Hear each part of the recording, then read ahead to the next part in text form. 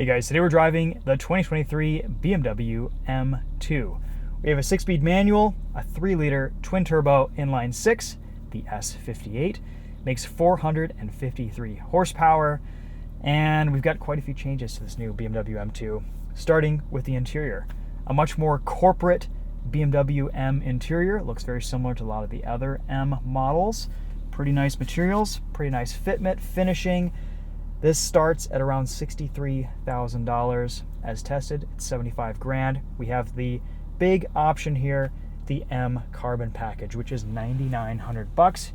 You get some carbon fiber interior bits, a carbon roof, and these carbon racing bucket seats that are electronically adjustable. They're actually pretty comfortable. I like them a lot, but is it worth $10,000 for them? I don't know. You do save a few pounds. And this new M2 could use it. It weighs 3,800 pounds, a few hundred pounds more than the previous generation M2 comp. So quite a bit heavier, but it still drives great. We'll get to that a little bit later. Let's walk you around this. We'll talk about what it's been like to live with this week, and then we'll take it for a drive. So starting on the outside, this M2 is painted in Zandvoort blue, a pretty striking color. They've made some changes to the exterior design, quite a few. It's a little bit larger, but I don't know, guys. I am not sold on the way this thing looks. It looks like it's had an allergic reaction to something. It's a bit odd, a bit off. The previous generation M2 was just one of the best looking cars on sale, and I can't say that for this anymore. There's some cool individual elements to the design. Kind of like the frameless grille. They've tried to make this look a bit more muscular, but I don't know if they've actually achieved that. It feels like there's a lot going on here on the side, just a lot of open space. Missing a fender vent that M cars usually have. I like the wide kind of box style fenders. Again, beauty's in the eye of the beholder. We'll let you guys be the judges of how this looks. I like the quad exhaust tips. Blacked out. Again, we'll list all the options in the description. Similar size trunk to what we've had in the previous M2. 40, 20, 40 folding rear seats. Nice and usable space. Probably fit a set or two of golf clubs back there. 91 octane minimum. Staggered wheels, 285 30 R20s, and I believe 275 35 R19s up front. Michelin Pilot Sport 4S, not a forged wheel. It is a cast aluminum wheel.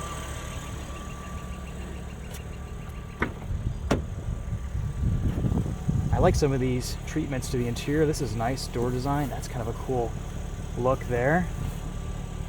And these seats are just stunning. Let's take a look in the back, see how that feels.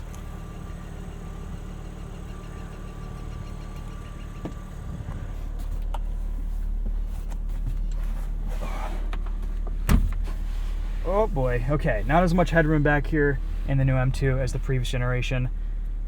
Not really a space I'd want to spend an extended amount of time in. Headrests flip up. We've got rear climate control, nice little armrest, but I'm 5'10", and I am not comfortable back here. If the passenger moved their seat up, you might be able to slouch down a little bit.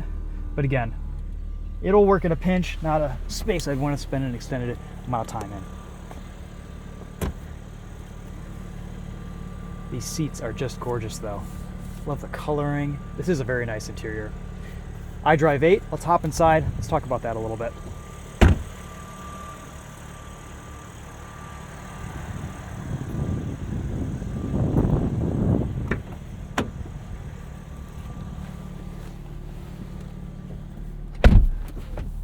Like in just about every new BMW these days, we get this huge curved display with our gauge cluster and our infotainment.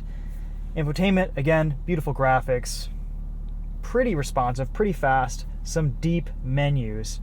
If you want to do stuff on your own, it's a little bit tricky to navigate. Climate control is kind of a pain to fiddle with, but you can perform most functions using the voice activation. So you can either say, hey BMW, turn off head-up display, I have deactivated the head-up display. Very nice. Hey BMW, lower fan speed. I will reduce the blower speed throughout the vehicle. There you go. So if I wanted to do those functions, let's say I'm in CarPlay, I'm just hanging out in here, and I want to do that myself, it would be 1, 2, 3 inputs. If I wanted to turn off the head-up display, I would go home, I would go into all of my driving settings, hit displays, head-up display, turn that on or turn that off. So a little bit taxing and tedious to operate on your own, but if you use a voice activation, it's actually a pretty easy system to live with. You just kind of have to get to know it and learn the prompts that it likes and learn how to talk to it, basically.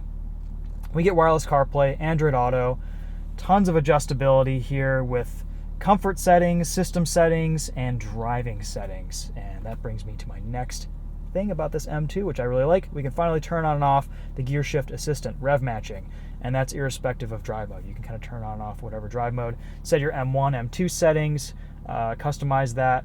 It's an easy car to rev match yourself. Heel toe positioning is very nice. Engine's responsive. I like it. M2 configuration, I've got a little bit more aggressive in this M2.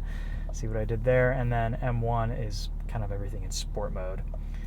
You can also change your gauge cluster between a few different options. So we've got road, that looks like that. Head-up display looks like that, just a speedo. Sport gives you attack and a little bit more of a simplistic purpose-built display. And then if you switch into track mode, we're going to the track tomorrow in this. We're going to M1 Concourse, so we will do a track test in this M2 for you guys. It disables intelligent safety systems, turns off the infotainment screen, and just shows you all the info you want. Oil temp, tire pressure, tire temp. That's cool. And then just a focused driver display there with attack in the middle. I like that.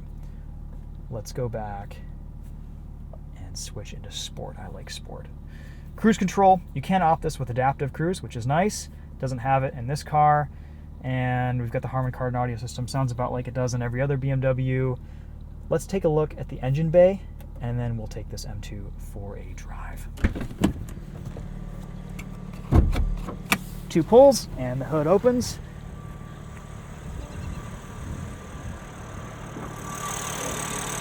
A lot of plastic, a lot of black, but at least it still looks pretty good compared to some other engine bays these days. Rated for 16 miles to the gallon in the city, 24 on the highway, and again, 453 horsepower, a little over 400 pound-feet of torque. The 6-speed feels pretty good in this car. The 8-speed auto, though, really wakes this thing up. The closer ratio gearing and just the tuning it's a faster, more exciting car, if I'm being honest. That said, though, if you want the manual driving experience, I have enjoyed living with this 6-speed manual this week. It's a nice transmission to daily. It's not the most engaging, smoothest. The shifter feels like every BMW shifter for like the last 20 years. The clutch is everything's kind of numb. Not a lot of steering feel, not a lot of brake feel. Clutch is light. It's reasonably easy to drive smoothly and modulate. Rev match system works well. Why are we sitting here talking about this? Let's go for a drive. Here's the reverse camera. No 360 cam, but we do get parking sensors.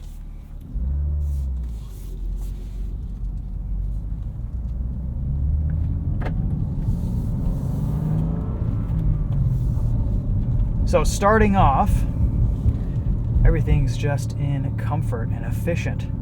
Car's quiet. You can even turn on and turn off M sound control. A little bit of piped in sound from the speakers, but that's okay.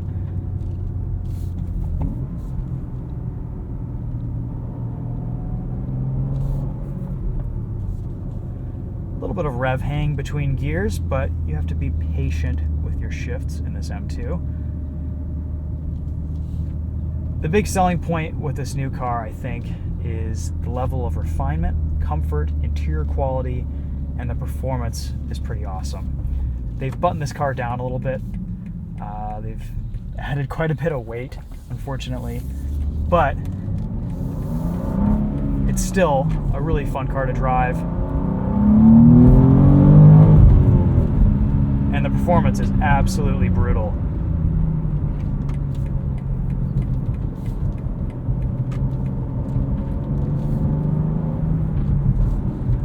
It's lost the twitchiness and maybe some of the excitement factor from the previous M2, but at the end of the day, it handles better, and it's easier to drive, and it's more approachable to drive. The limits are almost too high to approach on the street and get past. I've struggled to slide this thing around this week at all on the street. There's just so much traction, so much grip, so much weight pressing down on those Pilot Sport 4S's, and as a result, it's kind of fun, but also I missed the liveliness of the previous generation M2 in this car this week. There's just almost too much grip here.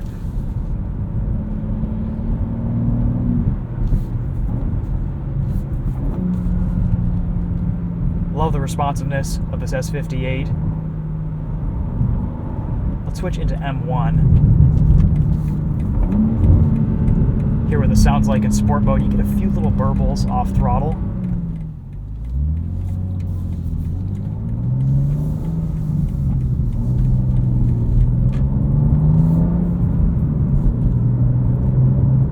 Interior's reasonably quiet. Ride's relatively comfortable for an M car.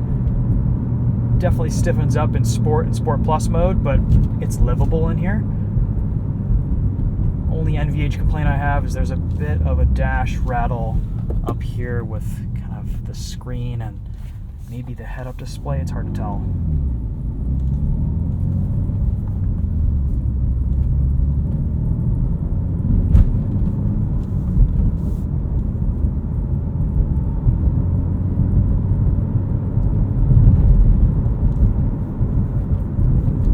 Not a ton of noise over bumps from these 19-20-inch wheels. Pretty comfortable car to live with on a daily basis, honestly. It's a nice cruiser, eats up highway miles, and it's very, very fast. You kind of have to be careful and check yourself when driving this car, because it's quick. Performance here feels about the same, honestly, as the M4 manual. Power isn't far off, weight isn't far off. You can kind of look at this as a slightly smaller bargain M4, honestly.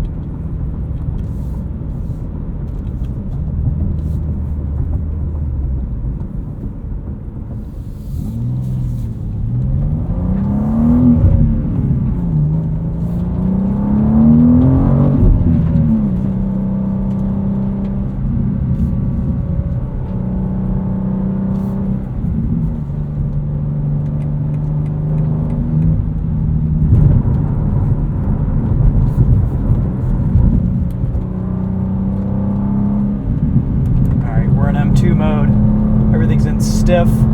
Let's pitch it in, see how it feels.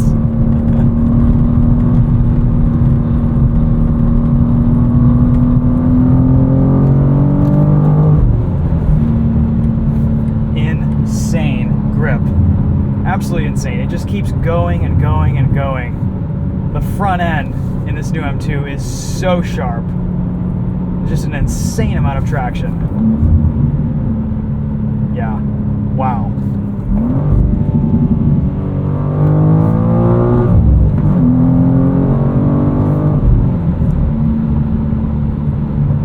I can't wait to get this out on track.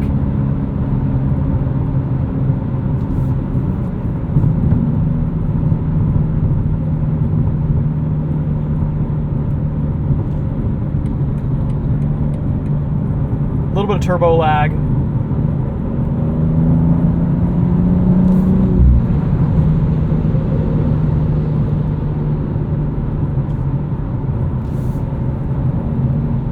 It settles down beautifully on the highway. 6th gear, 80 miles an hour, a little under 3,000 RPM. One thing I like, cruise control works with a manual, so you can change gears and it'll maintain speed, which is awesome.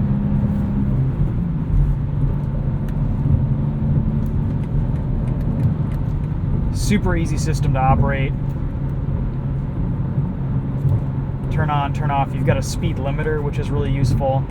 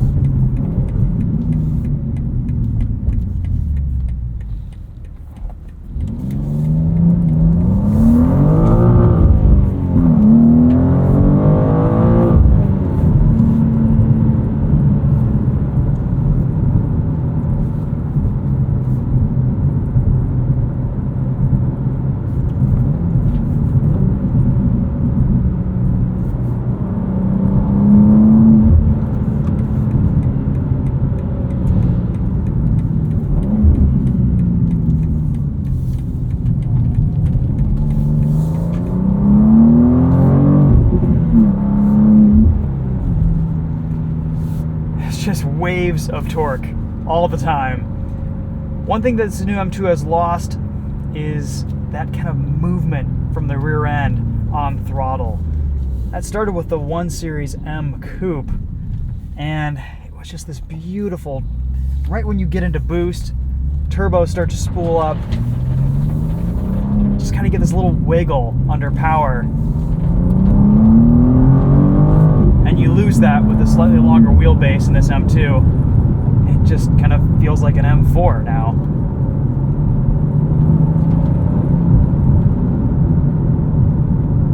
What you gain in performance, I think you lose a little bit in feel, feedback, and excitement factor, unfortunately.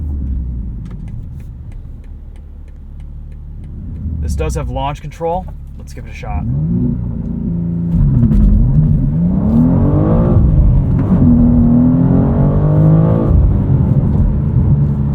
Yeah.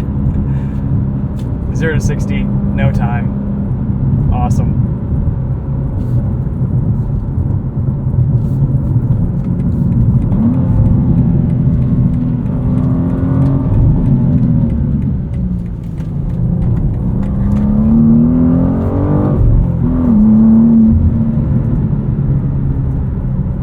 Like I said, we'll explore this a little bit more on track tomorrow, but on the street, very, very high limits, very, very high performance, and a pretty decent daily to live with as well. I like the adjustability. I've always really enjoyed the differentiation between BMW's drive modes and how quickly you can access that and those changes with just a press of a M1 or M2 button. For some reason, I have not been able to disable lane departure warning in this car this week. Every time I turn the car on, it's right back up there. It's not very intrusive, but it does get a little bit irritating. Not a huge deal, but it seems like every time you start up the vehicle, that's going to re-enable.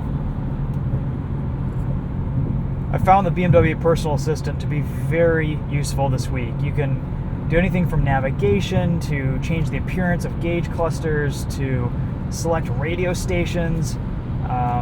It makes living with iDrive 8 a lot easier, and once you get to know it, it's actually a pretty good system to use, and that goes for all BMWs with the Personal Assistant. There's some cool information displays in this M2. When your M mode is set to Sport and you go home, you can get power displays and temperature displays.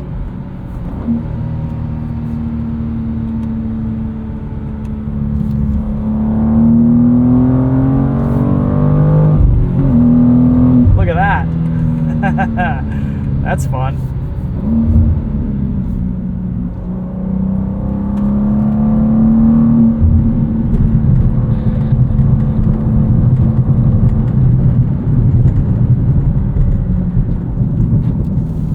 Even in sport mode, the ride quality is pretty decent. I do like these adaptive dampers. They progress nicely from Comfort to Sport Plus.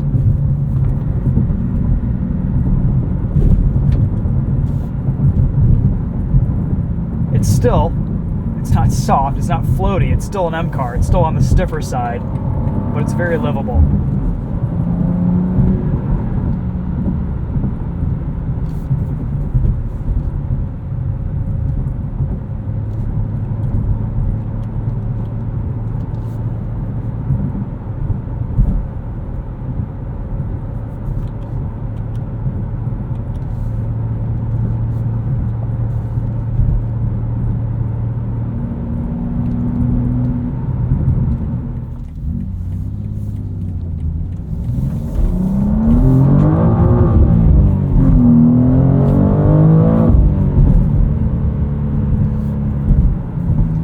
Alright guys, hopefully that gives you a pretty decent idea of what it's like to live with and drive this new BMW M2 6-speed manual.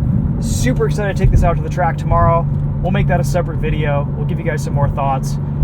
The harder you drive this car, the better it gets. And as a daily, as a regular runabout, it's pretty nice to live with as well. It's a pretty good overall package. Priced pretty well too if you don't go crazy with options.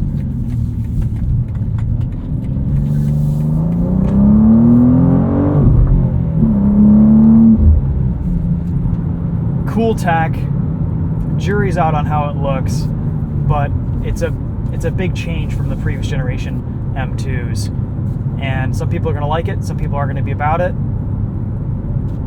You can always go out and get a previous gen M2 competition with either the dual clutch or the 6-speed manual. And it's not a hugely different driving experience. There are some subtleties, there are some slight differences. The steering's better in the old car. It's a little bit more exciting to drive, but the accessibility of performance here is kind of the big win with the new car. I just wish they made it look a little bit better. That's going to be it for this one. Thanks for watching. Let me know if you guys have any questions in the comments. Stay tuned for the track test, and hopefully at some point we'll be able to test out the new 8-speed auto. I will be uploading a quick video on that at the autocross that we did at Road America, but again, not a comprehensive test, just kind of banging gears between cones. But that was a really fun car, and like the M4, it really unleashed the performance of this S58. So we'll leave you guys there. Thanks again for watching. We'll see you in the next video. Take care.